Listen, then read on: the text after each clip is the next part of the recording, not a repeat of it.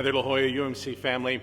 I wanted to take a minute and just highlight the journey that we've been on over the course of this last year. For me, perhaps it's a reflection on my first year with you. We've done some pretty incredible work. When I arrived, worship was happening in an audio-only sort of podcast kind of format. You should know that we still have a podcast, but that first Sunday, Pastor Leah helped us with merging into video worship for the very first time.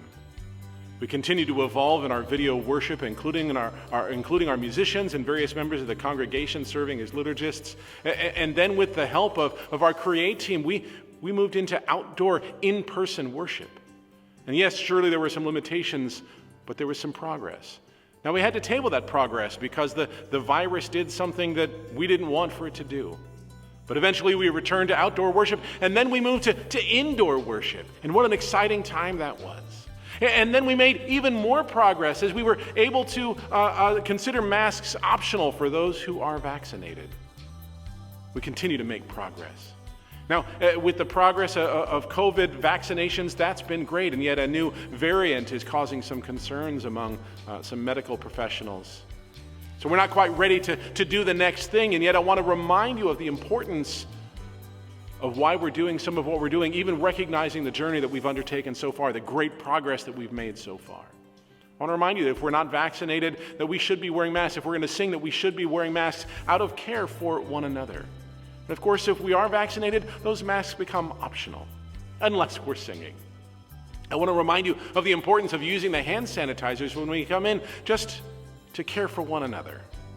Of course, we're not passing offering plates yet because so many hands touching the same object. Well, we want to care for one another.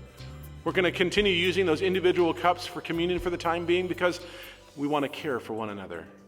We're going to continue to have the RSVP system, not to add a layer of complication to coming to church, but because we want to have a contact list in case the unlikely event where someone tests positive for COVID or maybe even this new variant, that we can let those who have been in worship with that person know, because we care for one another.